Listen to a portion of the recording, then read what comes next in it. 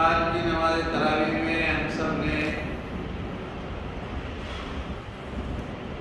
الحمدللہ کے مکمل 1.5 پارے کی تلاوت سنی ہے، اور جن صورتوں میں سے جتنی آیتیں پڑھی گئی ہیں ان میں سورہ انفال کی 35 آیتیں ہیں، پھر مکمل سورہ توبہ جس کی 129 آیتیں ہیں، اس کے بعد سورہ یونس کا آغاز ہوا اور جس میں سے آج 30 آیتوں کی تلاوت کی گئی۔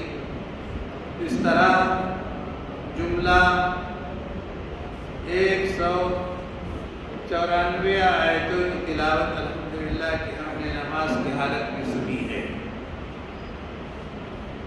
آج کے اس درس میں جو اہم مضامین آئے ہیں ان میں سب سے پہلے غزوہ بدر کا تذکرہ آیا ہے، اور غزوہ بدر یا بلکہ کسی بھی غزوے میں جو اہل ایمان کی فتوحات کے بعد جو مال غنیمت ہاتھ لگتا ہے تو اس مال غنیمت کے سلسلے میں کیا حکم ہے، تو کہا گیا جس کی سب سے پہلی آیت آج 10ویں پارے کی ہے، جس میں ارشاد ہوا کہ وَاعْلَمُوا أَنَّمَا غَنِمْتُم مِّن شَيْءٍ، جو کچھ بھی تمہیں مال غنیمت میں ملے گا، حاصل ہوگا، تو جان لو کہ فَأَنَّ لِلَّهِ خُمُسَهُ وَلِلرَّسُولِ وَلِذِي الْقُرْبَى وَالْيَتَامَى وَالْمَسَاكِينِ وَابْنِ السَّبِيلِ، تو جو مال غنیمت سے حاصل ہوتا ہے اس میں سے 5واں حصہ یعنی 20%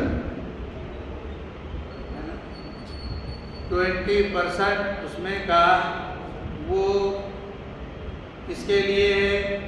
اللہ کے لیے، اس کے رسول کے لیے، اللہ کے رسول کے عزیز داروں رشتہ داروں کے لیے، یتیموں کے لیے، مسکینوں کے لیے، مسافروں کے لیے، اور یہ اتنے لوگوں کے لیے اس مال غنیمت میں جو حصہ بٹے گا تو اس کی تقسیم رسول کے ہاتھوں سے ہوگی۔ گویا رسول اللہ صلی اللہ علیہ وسلم اس مال کی تقسیم کے نگہبان ہوں گے، بلکہ ذمہ دار ہوں گے، پھر بقیہ جو ہے وہ تقسیم ہوگا جو اس کے حصے بتائے گئے ہیں۔ تو یہ مال غنیمت جو ملا تھا وہ غزوہ بدر میں تھا، اور غزوہ بدر کے تعلق سے قرآن نے اس کا نقشہ کھینچا ہے کہ جو میدان تھا جہاں پر اہل ایمان جمع تھے اور دوسری طرف سے مشرکین وہ حملہ کرنے کی نیت سے آئے تھے، تو ادھر اہل ایمان وہ ورلے کنارے پہ تھے، اور ورلا کنارہ اس کو کہتے ہیں جو مدینہ منورہ سے قریب ترین حصہ تھا، اس سمت میں اہل ایمان تھے، صحابہ کرام تھے، اور پرلے جانب پرلا حصہ اس کو کہتے ہیں جو اہم جگہ سے دور ہو، یعنی مدینے سے وہ ذرا دوری پہ واقع تھا۔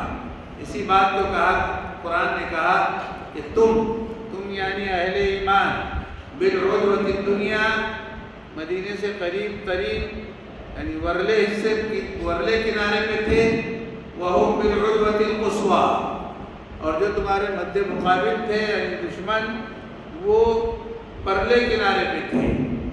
وَالرَّكْبُ أَسْفَلَ مِنكُمْ، اور ایک قافلہ جو جا رہا تھا وہاں سے، وہ قافلہ تھا ابو سفیان کا جو اسی قریب سے ملک شام کی طرف جا رہا تھا۔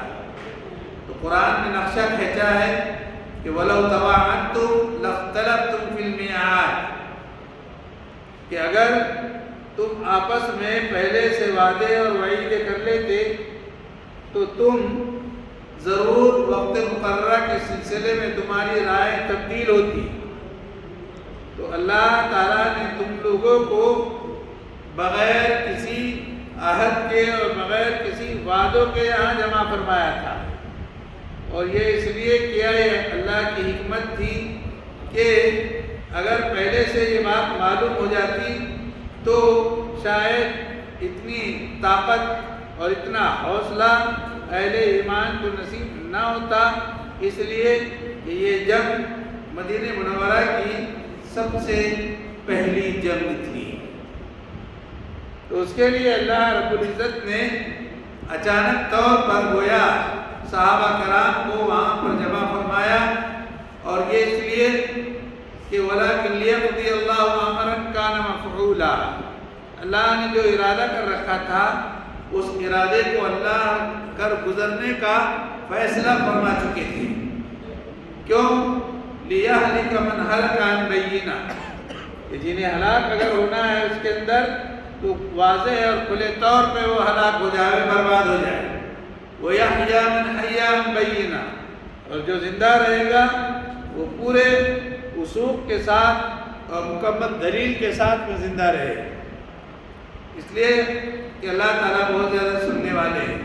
تو ہوا کیا تھا کہ اللہ تعالیٰ نے ایک اور جو فیصلہ کیا تھا کہ اِذْ يُرِيكَهُمُ اللَّهُ فِي مَنَامِكَ قَلِيلًا، کہ اللہ تعالیٰ نے اللہ کے رسول کو خواب میں ان کی تعداد کم دکھائی تھی، اور اللہ کے رسول کا خواب سچ ہوتا ہے، تو ان کی تعداد کو اللہ کے رسول کو ان کی تعداد کم دکھائی گئی تاکہ اہل ایمان کا حوصلہ بڑھے کہ بہت زیادہ نہیں ہے۔ وَلَوْ أَرَاكَهُمْ كَثِيرًا، اگر اللہ ان کی تعداد کو تم کو زیادہ دکھا دیتا تو لَفَشِلْتُمْ، تو تم شکست کھا جاتے۔ وَلَتَنَازَعْتُمْ فِي الْأَمْرِ، یا پھر تم اس معاملے کے سلسلے میں اختلاف کا شکار ہو جاتے کہ ہم کیسے قابو پائیں گے اتنے بڑے لشکر پر۔ وَلَٰكِنَّ اللَّهَ سَلَّمَ، لیکن اللہ نے حفاظت فرمائی، إِنَّهُ عَلِيمٌ بِذَاتِ الصُّدُورِ، اس لیے کہ اللہ تعالیٰ دلوں کے حال سے زیادہ واقف ہے۔ تو یہ مضمون یعنی سورہ غزوہ بدر کا کی پوری عکاسی اور اس کا پورا مضمون جو ہے ان آیتوں میں بیان کیا گیا ہے۔ اس کے بعد اللہ رب العزت نے جو باتیں اس آیت کے شروع میں کہی ہے کہ یا ایھا الذین آمنوا اذا لقیتم فئۃ فاثبتوا، اے ایمان والو جب تم کسی جماعت کسی گروہ سے تمہاری مٹبھیڑ ہو جائے تو کیا کرنا؟ فاثبتوا، ثابت قدم ہو جانا، مضبوطی سے جم جانا، پاؤں کو اکھڑنے نہ دینا، استقامت کو اپنانا، اور اس کے ساتھ ساتھ وَاذْكُرُوا اللَّهَ كَثِيرًا، اللہ کا تذکرہ اور اللہ کی یاد زبان پر ہمیشہ جاری رہنا، اور تمہارے ہونٹ اللہ کے ذکر سے زمزمہ سنج ہوتے رہنا، یہی ہے کہ تم کامیاب ہو جاؤ گے۔ گویا کامیابی کی شاہ کلید دو چیزوں کو بتایا، کبھی بھی اپنے مد مقابل میں کے لیے کامیابی کی شاہ کلید دو چیزیں ہیں، ایک ہے استقامت اور دوسرے ہے اللہ کا ذکر اور اس کی یاد۔ یہ دو چیزیں رہے گی تو اللہ تعالیٰ کامیابی سے ہمکنار فرمائے گا۔ ہاں، اور ایک بات اور یاد رکھنا، اطاعت اللہ کی کرنا، اس کے رسول کا کہا ماننا، کبھی اپنے آپ میں کھینچم تانی نہ کرنا۔ تو شکست کی وجہ جو بتائی ہے وہ ہے کھینچم تانی، اختلاف۔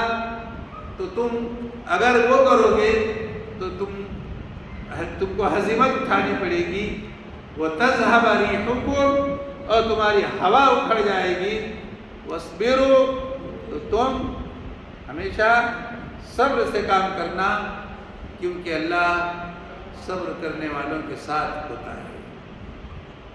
تم ایسے نہ ہو جانا کہ جو لوگ اپنے گھر بار سے نکلے اور اکڑ کر نکلے، اشارہ ابو جہل کی طرف، اس لیے کہ ابو جہل پورے باجے گاجے کے ساتھ دندناتے ہوئے وہاں سے اہل ایمان کے مد مقابل کے لیے چل کھڑا ہوا اور لوگوں کو دکھایا کہ کتنا جنب غفیر لے کے جا رہے ہیں. تو پورے یعنی اس کے اندر کبر تھا، غرور تھا، اکڑ تھی، اور پھر ایسے نہ ہو جانا، یہ اشارہ ہے ابو جہل کی طرف. وَرِيَاءَ النَّاسِ، لوگوں کے دکھاوے کے لیے، وَيَصُدُّونَ عَنْ سَبِيلِ اللَّهِ، حالانکہ یہ جو نکلا ہے اپنے گھر بار سے ڈھول تاشوں کے ساتھ، گانے باجوں کے ساتھ، گانے اور باجے کے ساتھ، تو یہ اللہ کی راہ کو روکنے والا ہے. اور اللہ تو تمام چیزوں کا علم وہ اپنے دائرے میں رکھتے ہیں، تمام علم کو سمیٹے ہوئے اللہ کے پاس کل کا کل علم ہے. تو ہوا کیا کہ جب دونوں جماعتیں ملی تو پھر اللہ نے وہاں پر غلبہ اور فتح کس کو دی؟ ظاہر ہے کہ اہل ایمان، جو تعداد میں 313 سے 319 تک کے تھے. اس لیے کہ 313 بالضبط نہیں کہا جا سکتا. حدیث پاک میں جو لفظ استعمال ہوا ہے وہ لفظ ہے بضعہ کا، یعنی 300 و بضعہ، اور بضعہ کا اطلاق ہوتا ہے 3 سے لے کر 9 تک. کتنے؟ 3 سے لے کر 9 تک. تو 13 تو یہ ہوئے. تو اب 10 کے بعد جو بضعہ کا لفظ استعمال ہوا ہے وہ 3 سے لے کر 9 تک ہوتا ہے، تو 19 تک کے تعداد جاتی ہے. تو گویا 319 کے اندر تھے. 318 بھی ہو سکتے، 319 بھی ہو سکتے، 17 بھی ہو سکتے، 16 بھی، 15 بھی، 14 بھی، اور 13 بھی. 13 سے کم نہیں ہوتے، اس لیے کہ بضعہ کا اطلاق 3 کے بعد ہی ہوتا ہے. یہ بات سمجھنے سے تعلق رکھتی ہے. اس کے بعد میں میرے عزیزو، اللہ رب العزت نے آیت نمبر 54 میں جو بات ارشاد فرمائی اس کو آئیے سنتے ہیں کہ اللہ رب العزت نے کیا فرمایا کہ ان شر الدواب عند اللہ، یعنی جن کو جانیں اللہ نے دی ہیں، جانداروں میں سب سے بدترین جاندار اللہ کے نزدیک وہ ہے جنہوں نے کہ کفر کیا اور جو ایمان نہیں رکھتے. یہ بات سمجھ لیجیے اچھی طرح سے کہ دابہ کہتے ہیں زمین پہ رینگنے والا. تو ظاہر ہے کہ زمین پہ رینگنے والا حضرت انسان ہے، اور مراد یہاں پر جانداروں میں حضرت انسان ہی ہے. تو گویا انسانوں میں سب سے زیادہ بدترین قسم کا انسان اللہ کی نظر میں وہ ہے جو اللہ کا انکار کرتا ہے اور ایمان نہیں رکھتا. اس کی کوئی وقت اللہ کے پاس میں نہیں ہے، بھلے وہ سونے میں تل جائے، خوب زر پر لباس زیب تن کر لے، کتنا ہی زیب و زینت اختیار کر لے، تخت و تاج کا مالک ہو جائے، مال اور دولت کے ڈھیر اس کے پاس لگ جائے، سلطنت اس کی ہو جائے، دنیا کے ایک حصے پر وہ حکمراں بن جائے، سب کچھ ہو جائے، لیکن دل کے اس نہا خانے میں اگر اللہ کی وحدانیت کا وہ عنصر نہیں ہے تو پھر اس کی کوئی وقت اللہ کی نگاہ میں نہیں ہے، اللہ کی نظر میں نہیں ہے. تو یہ بدترین مخلوق ہے اللہ کی نظر میں کہ وہ ان کے اندر ان کی سرشت میں یہ ہے کہ وعدہ کرتے ہیں تو مکر جاتے ہیں، وعدے توڑ دیتے ہیں، اور اللہ سے ذرہ برابر بھی ان کو نہ خوف ہے نہ ڈر ہے. یہ قوم بہرحال روئے زمین پر ہے اور اللہ ان کو دے بھی رہا ہے اور زندہ بھی رکھ رہا ہے اور وہ سانس بھی لے رہے ہیں، در حقیقت ان کو جہنم کے ایندھن کے لیے اللہ نے دنیا میں زندہ رکھا ہے۔ سمجھ رہے ہیں بات؟ اس لیے کہ وہ جہنم کا ایندھن بننے والے ہیں۔ بہرحال اس کے بعد میرے عزیزوں، آیت نمبر 59 میں جو بات کہی گئی کہ چونکہ یہ پوری آیتیں غزوہ بدر کے تناظر میں ہیں، اس لیے اہل ایمان کو کیا کرنا چاہیے؟ آیت نمبر 59 یہ کہتی ہے کہ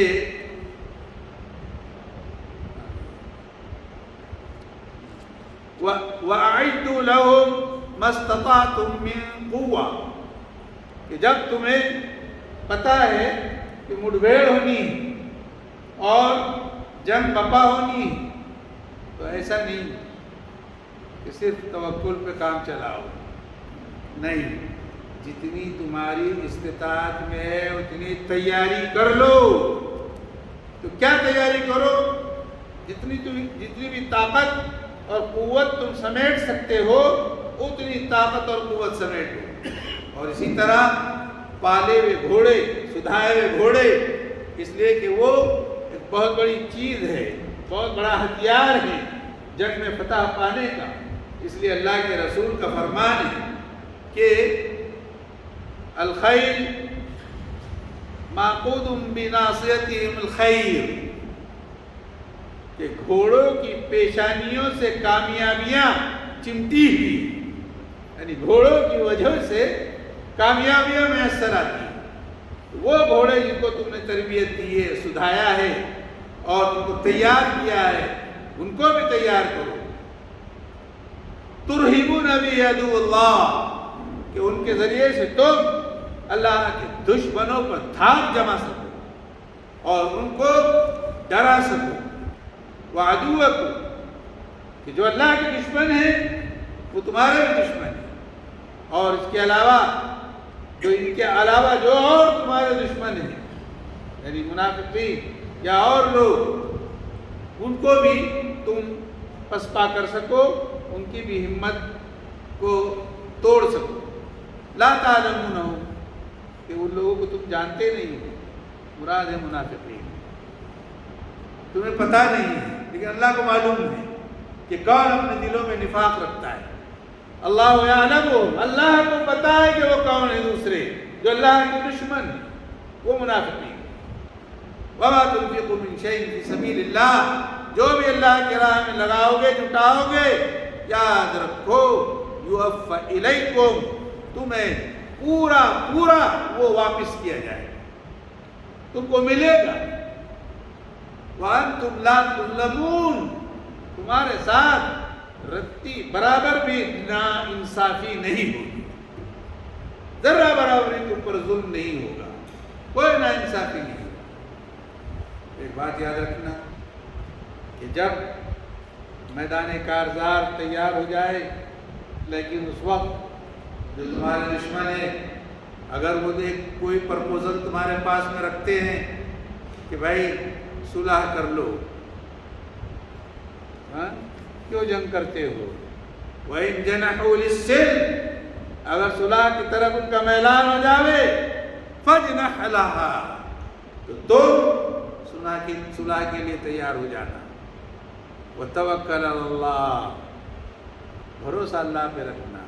اللہ بھی نہیں چاہتے ہیں کہ انسانی جان کا نقصان ہو جائے۔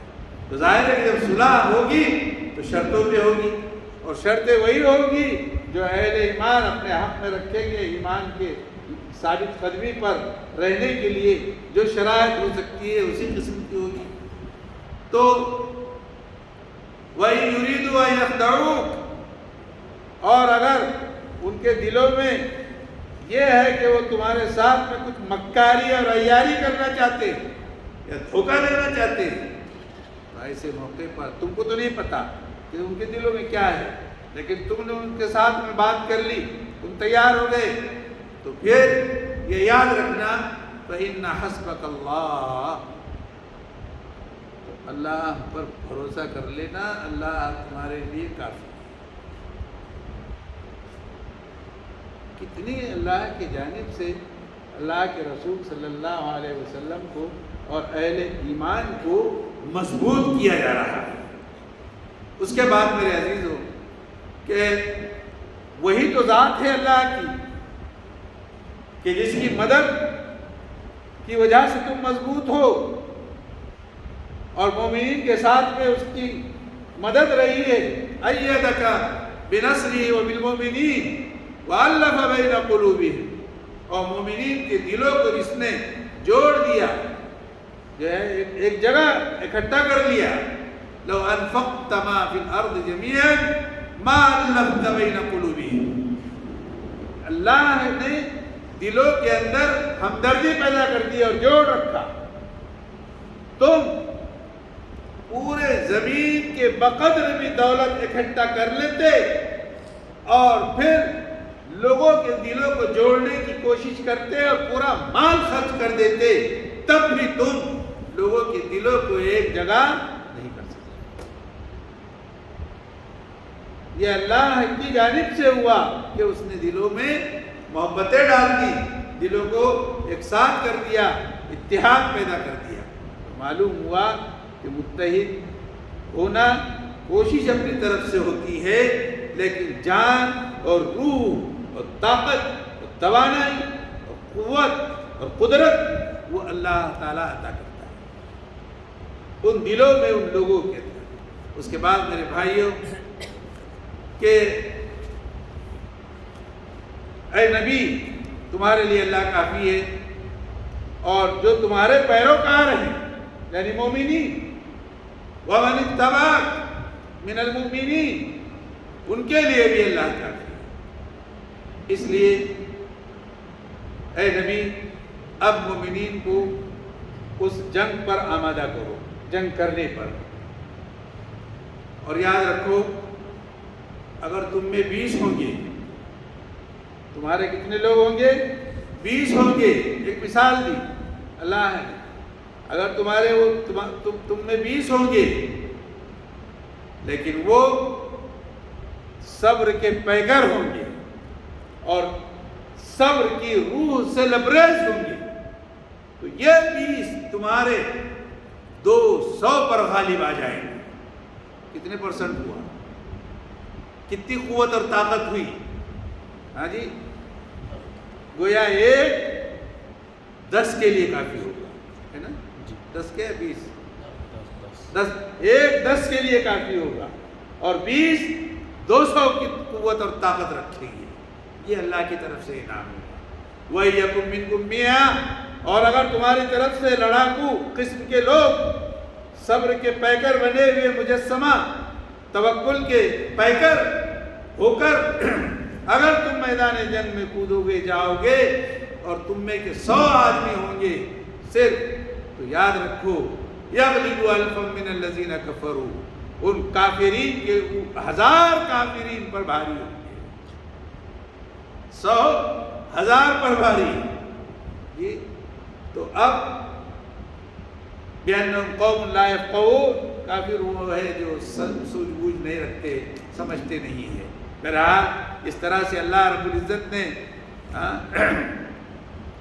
ہمت دلائی، اور اگر تم میں اتنی طاقت والے اور قوت والے نہیں ہیں، وہ بھی سمجھو اتنا بھروسہ نہیں ہے، ابھی دل اتنے مضبوط نہیں ہیں، ایمان ابھی اتنے پکے نہیں ہوئے ہیں، اور تمہارے اندر کوئی کمزوری ہے، دل ذرا تھوڑا ابھی اتنا پختہ نہیں ہوا ہے، تو اب بھی سن لو، اگر ایسے لوگ ہیں تو تم میں کے 100 ایسے لوگ جو صبر کے حامل ہیں وہ 200 پر غالب آئیں۔ تو ہر طرح سے اہل ایمان کو حوصلہ بخشا گیا ہے، اور اگر تم میں کے اسی کیٹیگری کے اگر 1000 ہوں گے تو 2000 پر غلبہ پائیں گے اللہ کی اجازت سے، اللہ کے کرم سے، اور اللہ تو صبر کرنے والوں کے ساتھ ہے۔ لیکن ہر جگہ پر صبر یہ شاہ کلید ہے، اہم کنجی ہے، فتح کی چابی ہے، اس کے بغیر حاصل فتح نہیں ہو سکتی۔ اس کے بعد میرے عزیزو اللہ رب العزت کو ایک حکم آیا ہے، وہ اللہ رب العزت نے اپنے رسول کو ایک حکم دیا ہے کہ ما کان للنبی ان یکون لہ اسریٰ حتی یثخن فی الارض، کہ نبی کے لیے یہ روا نہیں ہے کہ زمین میں خون بہا کر وہ لوگوں کو قیدی بنا کے رکھے۔ کیا اسلام نے تعلیم دی؟ جی تريدون عرض الدنیا، کیا تمہاری چاہت اور خواہش یہ ہے کہ خوب دنیا تمہارے لیے لمبی چوڑی ہو جائے، ساز و سامان بھرا ملے؟ واللہ یرید الآخرہ، جبکہ اللہ کی چاہت یہ ہے کہ اللہ آخرت کو سنوارنا چاہتا ہے۔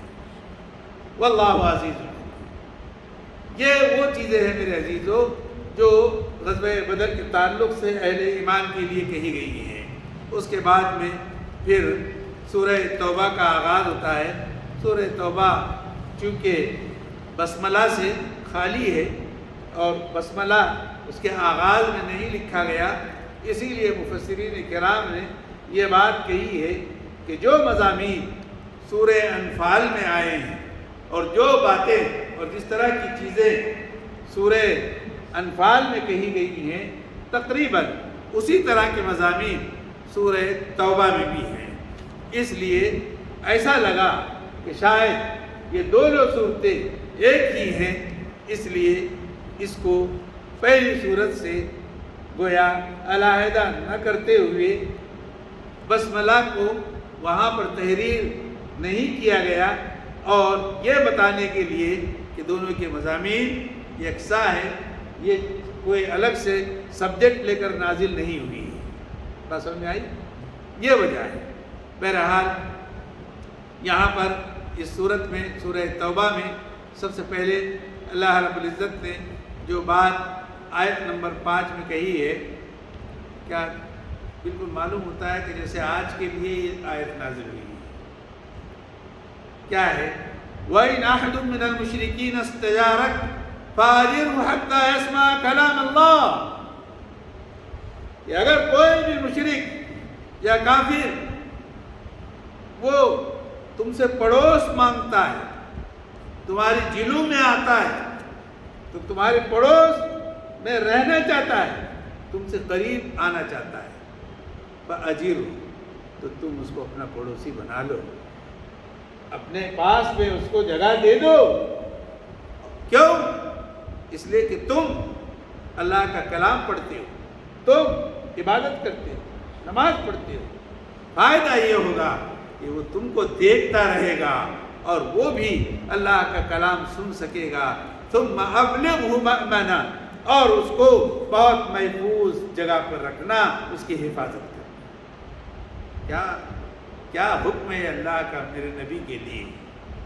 جی ذالک بأنہم قوم لا یعلمون، اس لیے ان کے ساتھ میں بھلائی کا معاملہ کرنا کہ یہ قوم وہ ہے جو جانتی کم ہے، یہ وہ قوم ہے۔ پھر اس کے بعد میں میرے عزیزوں جو بات کہی گئی کہ آیت نمبر 23 میں، آئیے اس کو سنتے ہیں،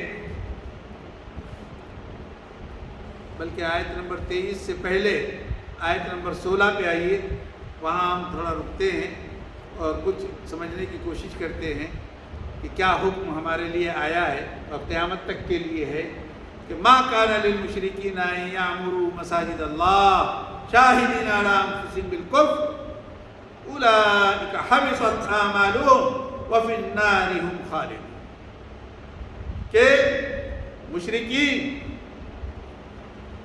ان کے لیے یہ بات روا نہیں ہے اور جائز نہیں ہے کہ وہ مساجد کی تعمیر کرے یا مساجد کو آباد کرے، جبکہ ان کے دل اس بات کی گواہی دیتے ہیں کہ ان کے دلوں میں کفر چھپا ہے، تو ان کی تعاون، ان کی مدد مساجد کی تعمیر میں جائز نہیں ہے۔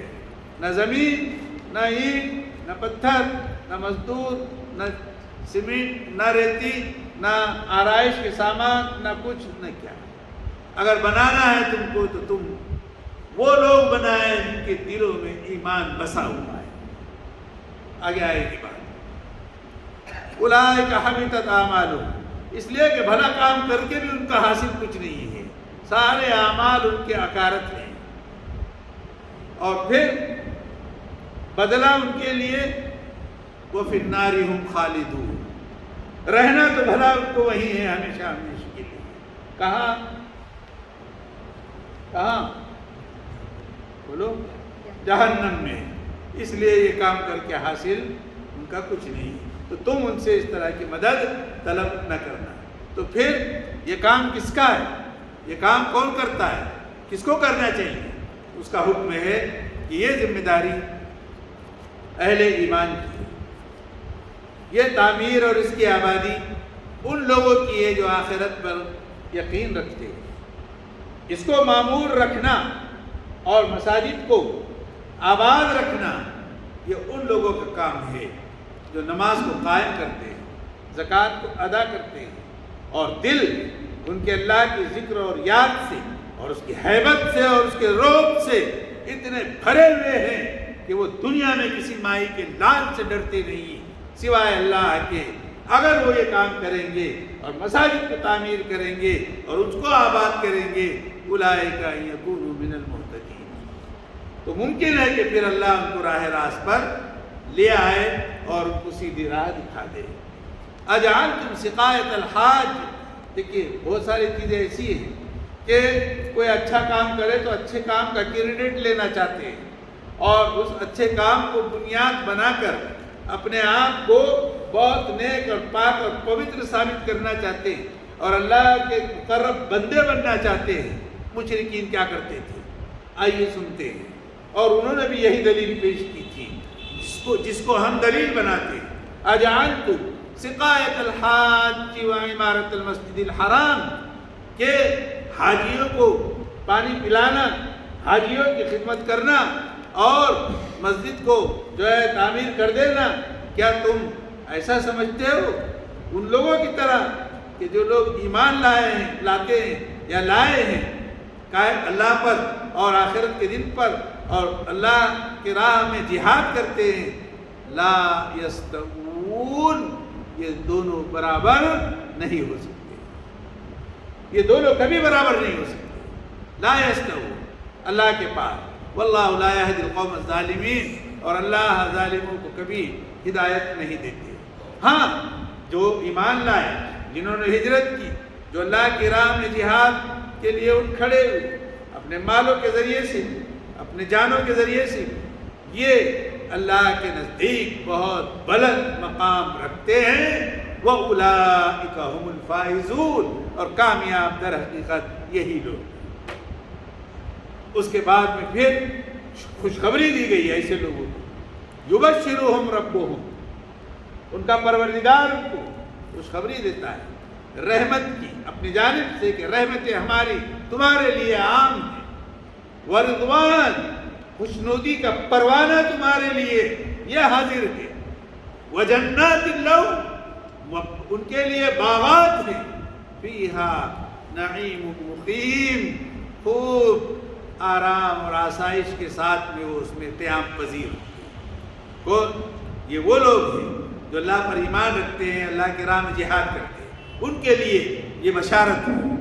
پھر اس کے بعد خالدین فیہا ابدا، اب اس میں وہ ہمیشہ ہمیشہ رہیں گے، اور اللہ کے نزدیک ان کے لیے بہت بڑا اجر اور ثواب ہے۔ اے ایمان والو، سن لو کہ تم اپنے باپوں کو، اپنے بھائیوں کو دوست نہ بناؤ۔ آپ بولیں گے مولانا ایسے کیا بول رہے ہیں؟ ابھی آگے سنو۔ اے ایمان والو، اپنے باپوں کو، اپنے بھائیوں کو، یا اپنے ان عزیزوں کو، ان رشتہ داروں کو، اور جو تمہارا یعنی خون کے ذریعے سے جو رشتہ بنتا ہے، تم ان کو دوست نہ بنانا۔ کب؟ اگر وہ کفر کو پسند کرتے ہیں۔ اس کا مطلب یہ ہے کہ اگر کوئی شخص وہ ایمان لے آیا تو اب ملاقات الگ چیز ہے، لیکن دل میں ان کے لیے وہ محبت نہیں ہوگی جو ایک ایمان والے کے لیے ہو سکتی۔ بتائیے کہ ایمان نے باپ کو بھی اور بھائی کو بھی اور عزیز اور رشتہ داروں کو بھی دل میں محبت کے اعتبار سے جدا کر دیا، اور ایمان نے ہی کیا ایک مسلمان وہ شہر اورنگ آباد کا ہو کہ پہاڑ پہ رہنے والی کوئی بستی کا وہ وہاں کا ایمان رکھنے والا شخص ہو، اللہ نے ان دونوں کو ایک دل بنا دیا، محبت نے اس کو بھائی، ایمان نے ان کو بھائی بھائی بنا دیا جی۔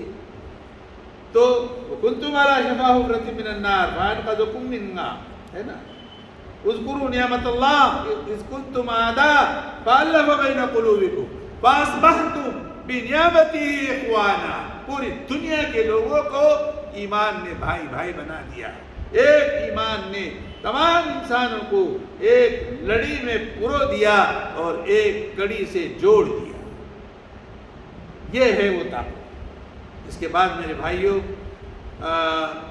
اب چلتے ہیں، اس لیے کہ اس میں غزوہ حنین کا بھی تذکرہ آیا ہے، جہاں بدر کا ذکر آیا وہاں غزوہ حنین کا بھی ذکر آیا۔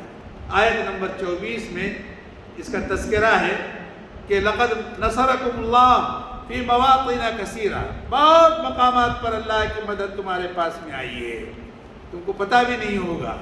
وَيَوْمَ حُنَيْن، خاص طور سے غزوہ حنین میں، حنین کے دن کیا ہوا تھا؟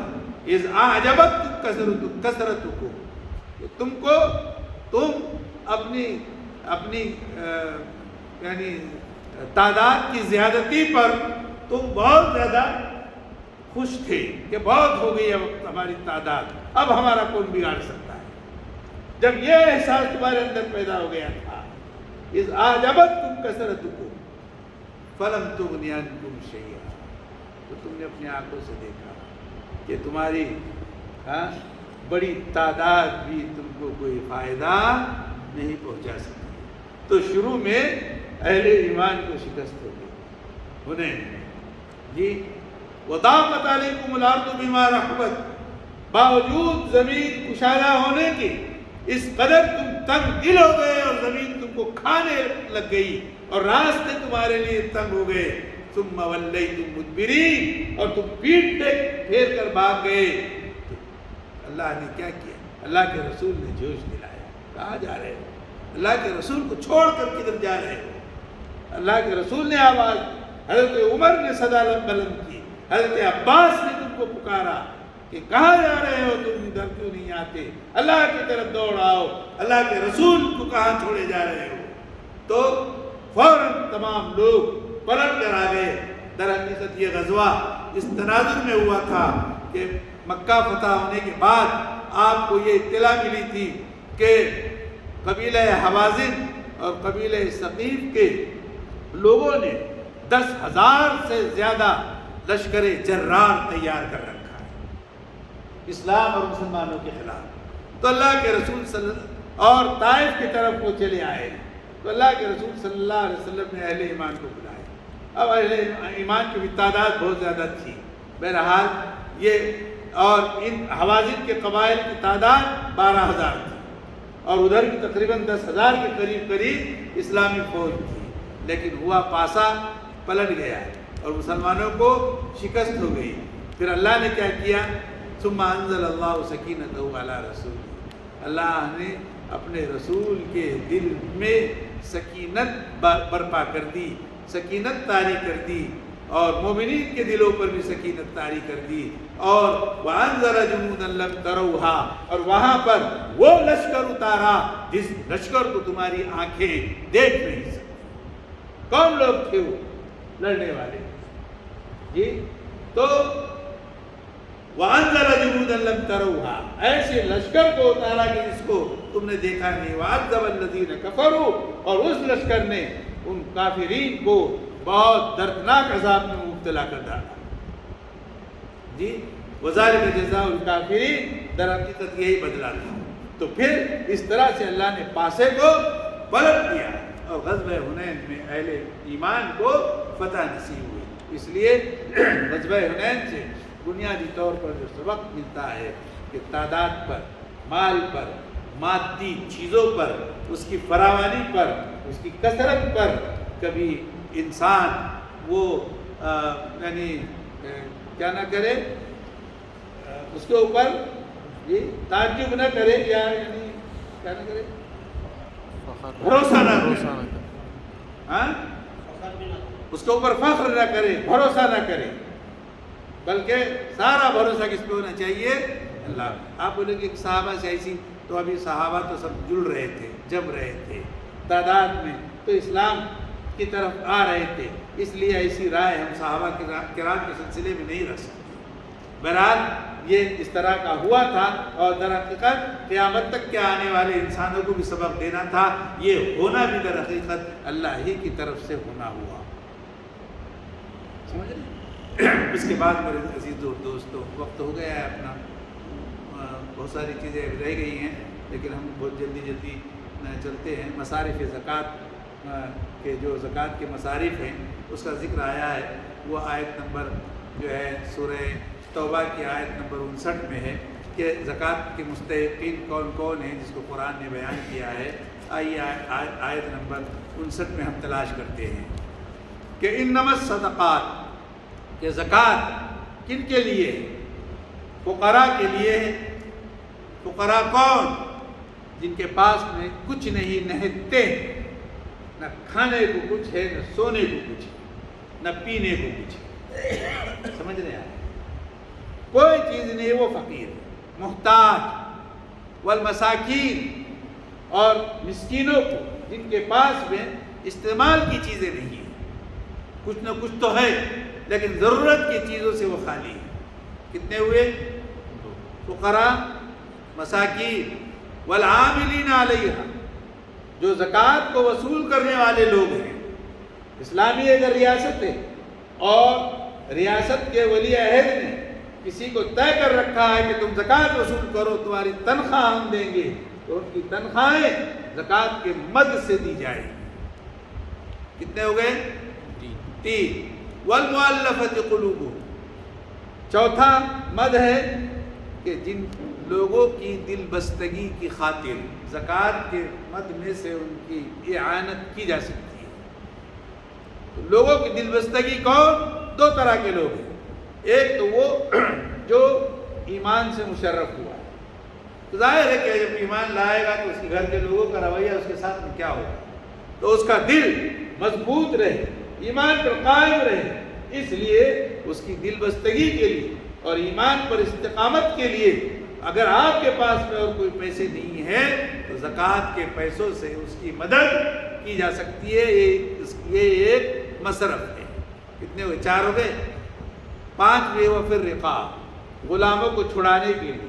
ظاہر ہے کہ آج کے پیریڈ میں غلامی کا دور نہیں ہے، لیکن جہاں ہم رہتے یا ایسے ممالک جو اسلامی نوعیت کے نہیں ہیں، وہاں پر جو اہل اسلام پر ظلم ڈھایا جاتا ہے اور نہ کردہ گناہوں کی سزاؤں میں انہیں جیلوں میں ڈالا جاتا ہے، اور پھر جیلوں سے رہائی کی کوئی سبیل پیدا نہیں ہوتی، ضابطہ اور قانون ہی ان کو رہائی نصیب کر سکتا ہے، لیکن ضابطہ اور قانون کو جاننے والے اور اپنا وقت اس میں لگانے والے اور اپنی محنتوں کو اس میں صرف کرنے والے، ان کی اپنی کوئی فیس ہوتی ہے، تو اس کی ادائیگی کے لیے ایسے نوجوانوں کو اور اہل ایمان کو جیلوں سے رہائی کے خاطر اس مد کا استعمال آج کے پیریڈ میں کیا جا سکتا ہے۔ والغارمین، غارمین وہ کہ جس سے کوئی غلطی ہو گئی، مطلب قرض کے بوجھ پہ دب گیا،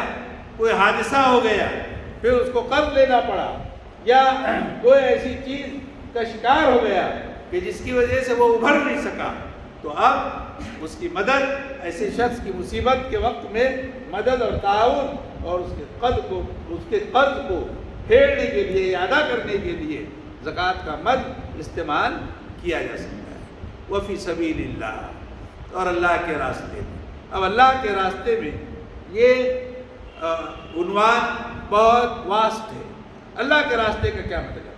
اللہ کے راستے کا مطلب جو فوراً ہمارے ذہنوں میں آتا ہے کہ کوئی شخص اگر اللہ کے دین کو اور اعلاء کلمت اللہ کو بلند کرنے کے خاطر ایک شہر سے دوسرے شہر، ایک گاؤں سے دوسرے گاؤں اور ایک جگہ سے دوسرے گاؤں جاتا ہے اور وہ اس میں کمال رکھتا ہے، اس کے پاس میں تکنیک ہے، موعظت حسنہ ہے، حکمت ہے، دعوت کے پہلوؤں سے واقف ہے، دعوت کے طریقہ کار کو خوب جانتا ہے، انداز بولنے کا عمدہ ہے، لوگ اس کی باتوں کو سنتے ہیں اور وہ لوگوں کے دلوں کو موہ لیتا ہے، تو پھر ایسے شخص یا ایسے اشخاص کے لیے زکوٰۃ کے پیسے دے کر ان سے دعوت کے کام میں ان سے مدد اور تعاون لیا جا سکتا ہے۔ اور پھر اللہ کے راستے میں وہ بھی ہیں جو ہمارے طلباء اور ہمارے جو ہے بچے اداروں میں پڑھتے ہیں اور وہ اداروں میں پڑھ کر عالم بنتے ہیں، حافظ بنتے ہیں، داعی بنتے ہیں، مفسر بنتے ہیں، محدث بنتے ہیں، فقیہ بنتے ہیں، اور پھر وہ مبلغ اسلام بنتے ہیں۔ وہ خود بھی اپنی ذات میں با اخلاق ہوتے ہیں، کردار اچھا رکھتے ہیں اور لوگوں کو با اخلاق بنانے اور سماج کے کردار کو سنوارنے کا بیڑا اٹھاتے ہیں۔ یہ بھی فی سبیل اللہ میں شامل ہیں۔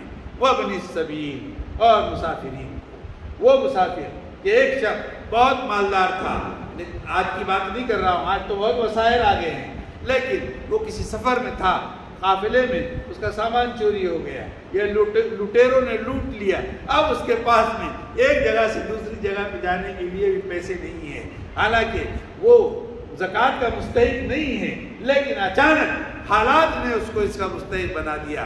یا پھر وہ لوگ جو سفر کرتے ہیں اور واقعتاً ان کو اپنے مقام محمود تک پہنچنے کے لیے یا اپنے مقام جو ان کی منزل ہے وہاں تک پہنچنے کے لیے ان کے پاس کوئی سرمایہ ذرہ برابر بھی نہیں ہے، ان کی بھی مدد اس کے ذریعے سے کی جا سکتی ہے۔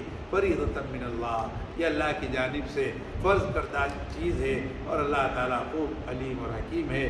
بس آج یہیں پہ رکتے ہیں اور اسی پہ اکتفا کرتے ہیں اور اللہ سے دعا کرتے ہیں کہ اللہ تعالیٰ ہم تمام کو قرآن کریم کے پڑھنے، سمجھنے، احکامات کو جاننے، اس کی تعلیمات کو عام کرنے اور اس پر عمل کرنے کی توفیق عطا فرمائے۔ وما ذلك علی اللہ بعزیز۔ ربنا تقبل منا انک انت السمیع العلیم وتب علینا انک انت التواب الرحیم، وصلی اللہ تعالی علی خیر خلق محمد وعلی آلہ وصحبہ اجمعین برحمتک یا ارحم الراحمین۔